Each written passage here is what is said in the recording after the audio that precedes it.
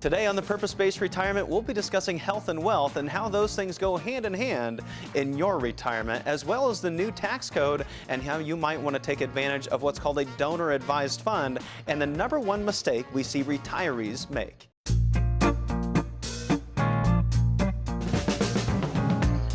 Welcome to the Purpose-Based Retirement with certified financial planner practitioner Casey Weed. It's not how much we make during the good times, it's how much we keep during those really bad times. Casey leads a team of financial advisors with decades of experience, helping families across the country retire with the confidence they deserve. The Purpose-Based Retirement assigns every dollar you've saved a specific purpose to meet a key retirement need. Whatever risk you faced, we've got a plan for that. Stay tuned and learn how you can look forward to a worry-free, purpose-based retirement. Good to see you again. Welcome back to the Purpose-Based Retirement. I am Lee Kelso here with Casey Weed, certified financial planner and the president of Howard Bailey Financial. And also joining us today is Dr. John Evans from Pro Tailored Physical Therapy. So we're going to make a connection for you today between physical therapy and helping you feel better and helping you plan for a retirement that's going to be successful and without pain. So I think that's a connection that I want you to make for me. These things really go hand in hand, your health and your wealth. You lose your health, you lose your wealth, you lose your wealth, you lose your health. And so these things have to come together. They have to be a team. You have to look at the big picture in order to make sure you're really going to have the retirement that you've always dreamed of. One without stress and without pressure. Now, what's the connection that you make between stress, pressure, and what happens with Dr. Evans? Well, there's a lot of things that, when I first met Dr. Evans, he was coming over to our house to pick up some couch that he found on Craigslist. We both got that cheap gene, so we're always on Craigslist. I'm selling things, he's buying things, or vice versa. And when he came over, he taught me some things. And one of the things he taught me was a stretch that was I thought was kind of strange. It was a stretch where I had to bend down, I had to put both hands on the floor, and then walk out, and then do it again. If you remember, teaching me that. And then he said, you have to do that in the gym every single day that you go in. So I'm looking pretty odd every day as I go in, and I'm walking with my hands along the floor and doing these stretches that John taught me, but they really made a difference. There was something that John was teaching me earlier that was air punching, right? You were talking about concentric and eccentric exercises, I think you called them? Yeah, concentric and eccentric exercises. Okay. And ultimately what you're doing if you want to blow off some steam is you just punch in the air. And it's a great exercise to elevate your heart rate and blow off some steam. So I mean, that's a really strange thing to do. And now I'm going to be, working out. Everybody's going to be watching me while I'm punching the air, but it'll probably make a huge difference in my life. And I think a lot of times we're really uncomfortable with our finances. We don't want to come in and sit down with a financial advisor because we don't want to be financially naked. We don't want to show everybody our cards and whether we've done a good job or a bad job. It's just an uncomfortable situation. But actually sitting down and having that discussion can be life-changing. I know some of the things John has taught me have been life-changing for me. I'm sleeping better at night. I feel better every day. And I think those are the things we need to focus on as we're in retirement as well. Sometimes people wait. They've been in pain a long time. Is it ever too late to go see a physical therapist? Most of the time it's not. I think in the general public we have this mentality that we need surgery and that's the only option, or medication is the only option. And the majority of people that come through our office, we find something that can help them out. But it also falls on us to be honest with them and tell them when it's necessary to go see a surgeon or get something more invasive done. I'll say a lot of the folks that come in to see it, they'll say, I don't think you can do anything. Or I'll talk to a friend or somebody, an acquaintance, and they'll say, I think it's too late for me. You do pre-retirement planning. I'm already in retirement. I've got a couple that we've implemented a plan for that were in their mid-80s. In their mid-80s, they walked in, they had everything figured out. They said, we want our money to be passed on to charity, our church, and some of our family, but we don't need any of it. And their biggest problem was taxes. They had $3 million that they weren't spending as they lift off Social Security. $2 million of that was in an after-tax account, and mutual funds kicking out enough income that was making their Social Security taxable and putting them into a higher tax bracket. And we were still able to shelter those things and make sure they passed on to the next generation tax-free and pick up some health care coverage without paying an annual premium.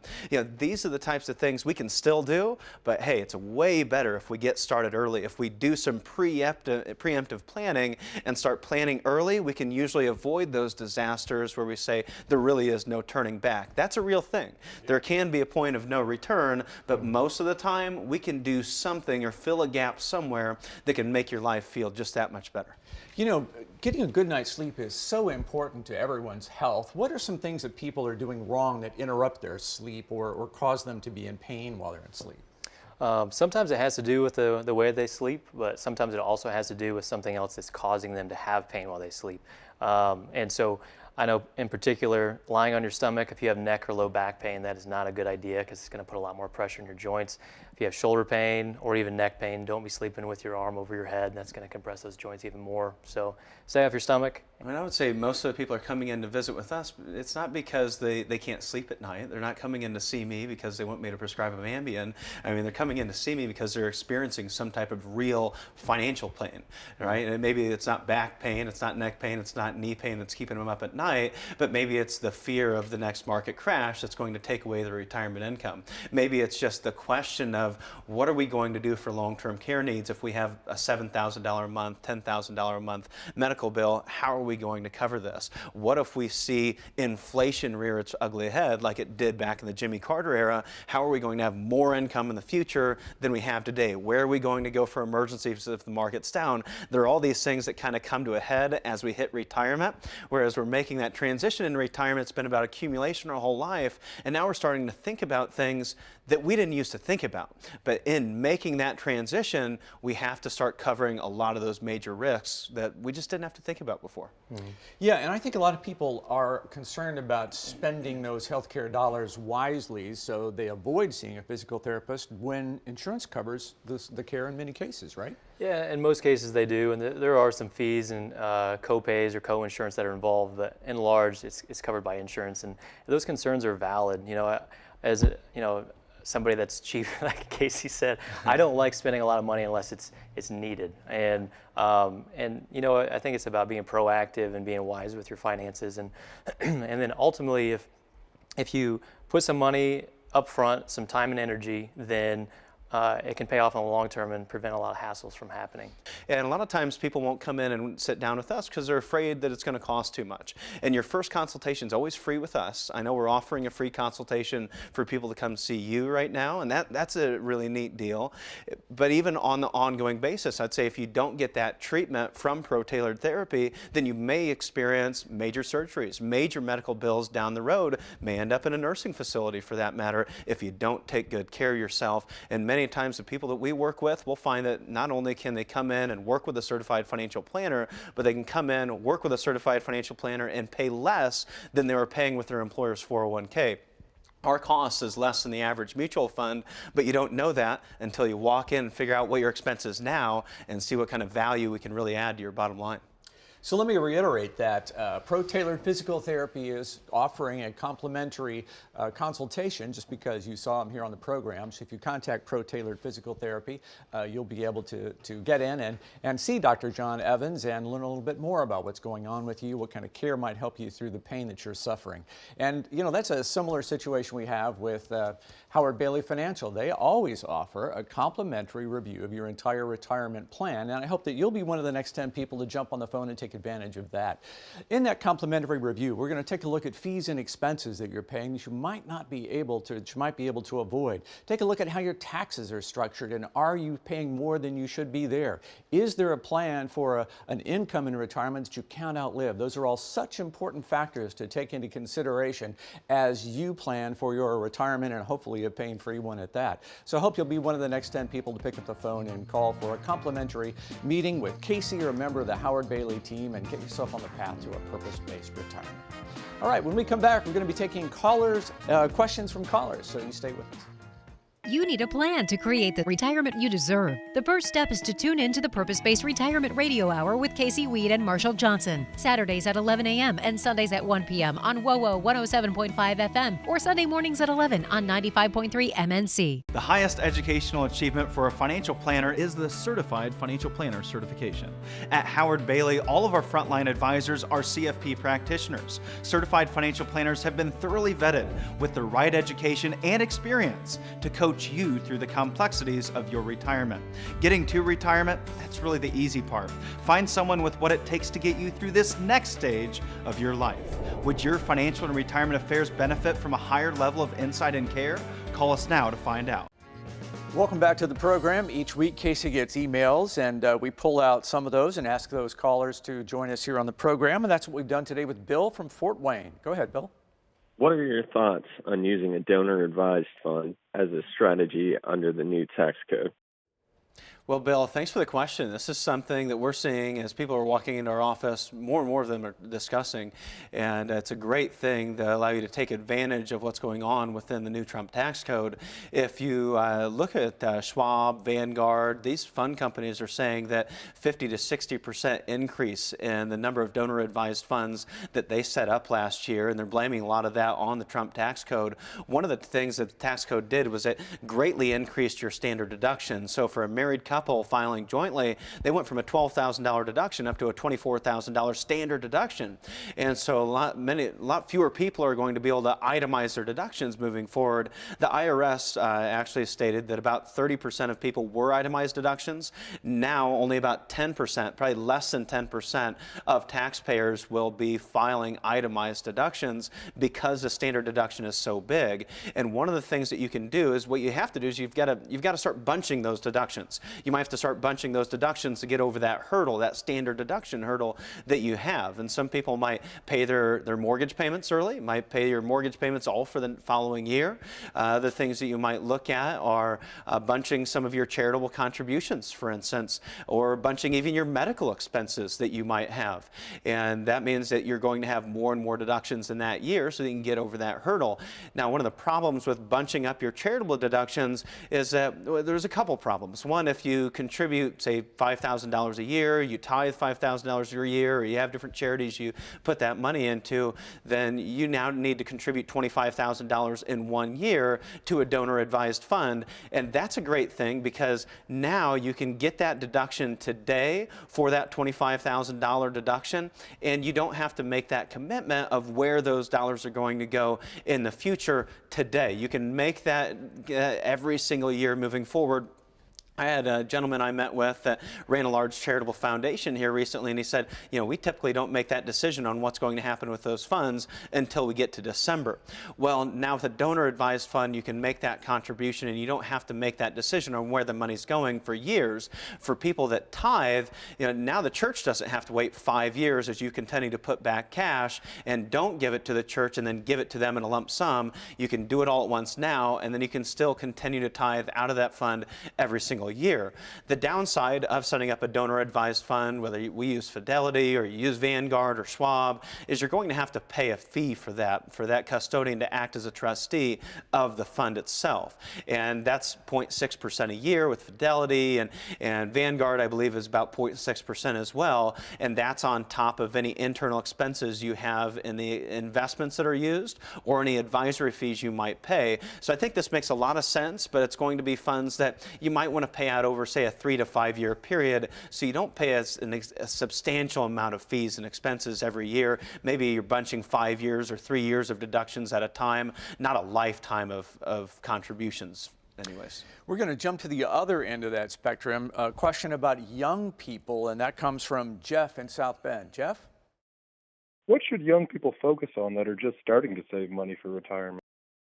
Jeff, I think people that are just starting to save for retirement should be focusing on something a lot different than retirees. They should be focusing on two things primarily. One are fees, so let's keep our fees and expenses as low as possible. We're talking about things that can take chunks out of our growth every single year. So fees and expenses, and also taxes are huge for young people today because they're going to be relying on themselves in probably a higher tax rate environment than we have today. If we look at the debt situation that the Fed has, then we have an issue that's either going to require higher taxes or lower spending, probably a combination of the two, in order to support some of the social programs we have, like Medicare and Medicaid and Social Security. We're going to see one of those two things happen. And so I think it's a great time for young people to be focusing on minimizing their taxes and maximizing their savings every year. They aren't going to have pensions to rely on. So now they can start saving. They can start focusing on creating a tax-free retirement now. And And the Trump tax code has created a huge opportunity as they've widened up a lot of those brackets. I mean, today, they've eliminated the 25% bracket. You can have a 24% bracket all the way up to $315,000 in taxable income. It's a huge opportunity for even high income earners to make a lot of sense out of contributing to Roth IRAs and saving in other tax-free ways where we pay the taxes today and watch that money grow for years and years until we harvest that crop and create a tax-free income, maybe reducing our Social Security taxes, reducing your health care premiums, as well as reducing, obviously, your federal, state, and local taxes. Now, as you get closer to retirement, you make that transition for accumulation at all costs to now saying, you know, maybe I don't mind paying a fee because I want someone to show me how to protect these dollars and drive an income we can't outlive and start guarding against some of the major risks your retirement will face in the future. So what's your thinking on the robo-advisors like Acorns and Stash and all those? Yeah. Do you support those for young people? Oh, absolutely. I think it's such an awesome place. I mean, talk about a disruptor, right? You used to have to walk into a broker's office and buy an A-share mutual fund, pay 5% every year as you put money into this fund and still pay 1.5% a year within the fund. I mean, now you don't have to do that. As a young person, you can go to a Wealthfront or a Betterment and go to these robo-advisors that can provide you tax management along with investment management at a fraction of the cost. And that's a great thing for young people, but they're not going to put together a financial plan for you. They're not going to structure your income plan, your tax plan, your estate plan. They're not going to give you that comfort level that gives you that written plan to know everything's covered, but a great place for young people to start. Well, from investing, we're going to shift now to spending, and our question is from Judy in Huntington. We are just a few months from retirement, and we have never had a budget. What is the best way to get started? Well, Judy, today with technology, there's a lot of awesome places that we can go, like we just got done talking about, Lee and I, about Betterment, Wealthfront, Acorns. I mean, a lot of places out there where you can get invested in the market at a very low cost. You might also think about doing that same thing at this stage in your life as you're trying to build a budget for your retirement. And there's tools out there like Mint.com. I've had some clients that have had a lot of success with Mint.com, as well as Dave Ramsey. Dave Ramsey recently put out a budgeting software that allows it to attach to your bank account. It tracks all your expenses, it categorizes it, and you can start seeing where those dollars are going. A good first step is just figure out how much money you're spending in the first place. You wouldn't believe how many people come into our office and have never actually looked at how much they're spending month to month. And then after we figure out how we're spending, then we can figure out what we're spending it on and start really building a retirement strategy around that, your paychecks and your playchecks. Thanks for your question, Judy. Yeah, I'll double support Dave Ramsey's Every Dollar application. Yeah, it does a really nice job. And if you'd like some help getting yourself started down the road toward financial success, I hope you'll be one of the next 10 callers to pick up the phone and call Howard Bailey Financial for a complimentary review of what's going on in your financial world. We'll take a look at taxes and fees to see how much money might be slipping through the cracks, taking a look also at Social Security structure and are you set up for that lifetime income you can't outlive? All so important, all factors many people are concerned about, and you'll learn about sitting down with Casey or another member of the Howard Bailey team. So be one of the next 10 callers to call the number on your screen and get that appointment set so that you can get down the path toward a purpose-based retirement. All right, let's jump into our question of the day. It has to do with the stock market, of course. What is the worst one-day point loss for the Dow Jones Industrial Average? We'll have the answer when we come back. You need a plan to create the retirement you deserve. The first step is to tune in to the Purpose-Based Retirement Radio Hour with Casey Weed and Marshall Johnson. Saturdays at 11 a.m. and Sundays at 1 p.m. on WOWO 107.5 FM or Sunday mornings at 11 on 95.3 MNC. The highest educational achievement for a financial planner is the Certified Financial Planner certification. At Howard Bailey, all of our frontline advisors are CFP practitioners. Certified financial planners have been thoroughly vetted with the right education and experience to coach you through the complexities of your retirement. Getting to retirement, that's really the easy part. Find someone with what it takes to get you through this next stage of your life. Would your financial and retirement affairs benefit from a higher level of insight and care? Call us now to find out.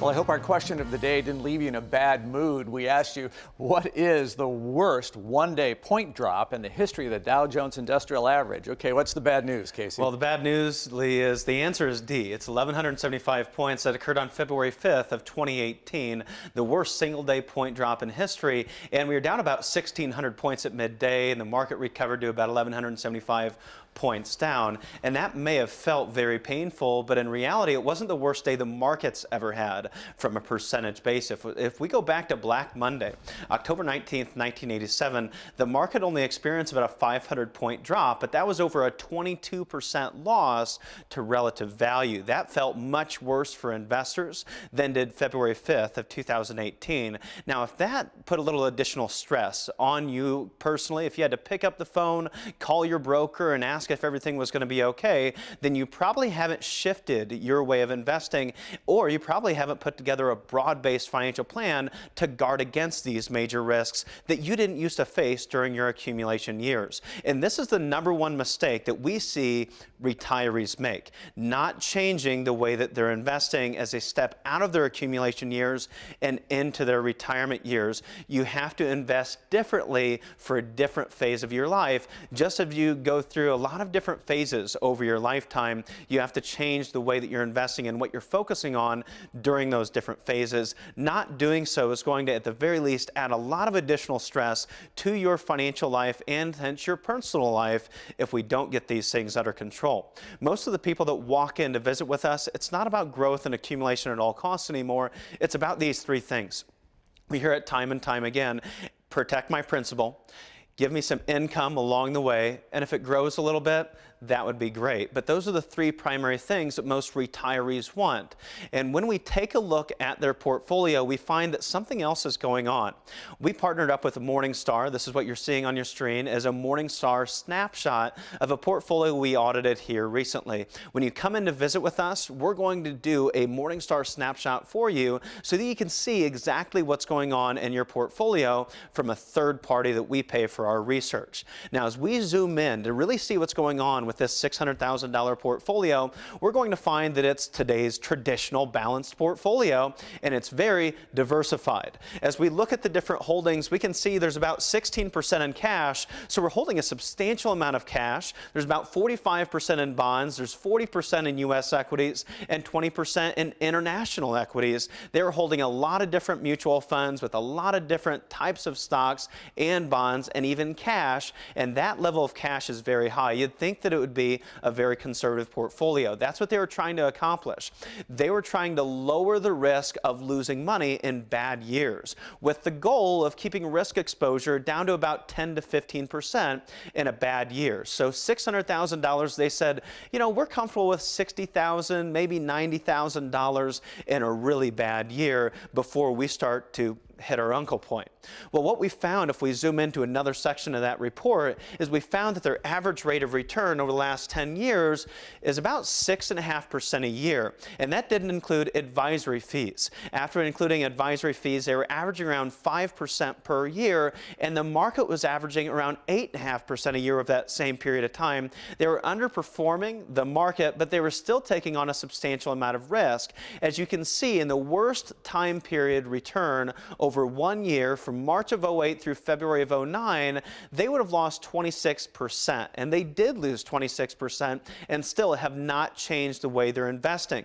So they're going from a situation where they're comfortable with a $60,000 to $90,000 loss, and they're actually invested in a portfolio that's very diversified. However, it's still leaving them in a position where they could be downwards, upwards of $150,000 to $200,000 in a bad year.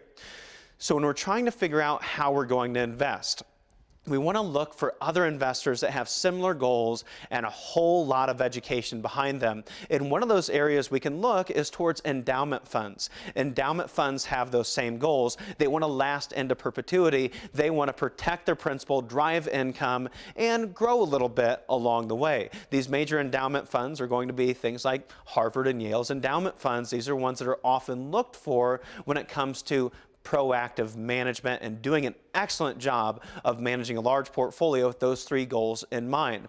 If we take a look at the way those endowment funds are invested, they're investing a lot different than you probably are. You can see that the amount they have in equities, stocks, fixed income is much smaller in allocation than you probably have, and much larger amount of that portfolio is allocated to alternative investments. Over 50% of the portfolio is allocated to alternative strategies, and that's to create some true diversification that can help them protect their principal and continue to drive income, having assets that are not directly correlated to what's going on in the stock and bond markets. If we take a look at what an alternative strategy is, those alternative strategies are real estate, it's commodities, it might be life insurance, indexed annuities, covered call writing, structured notes. There's a lot of different options out there to get us more diversified and create a more stable retirement, but you're probably not hearing these things from your broker who is only trained to sell stocks and bonds and mutual funds.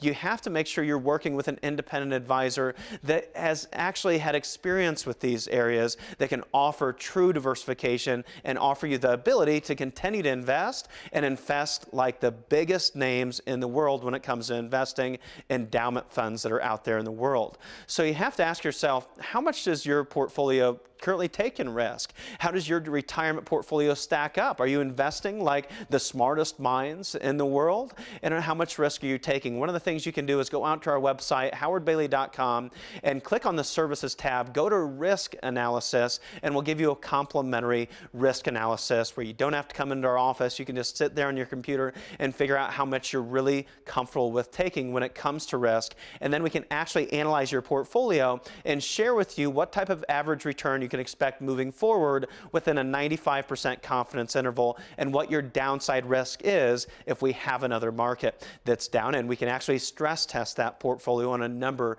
of different scenarios. Another thing you might want to take advantage of is the opportunity that Lee's going to discuss with you in just a moment.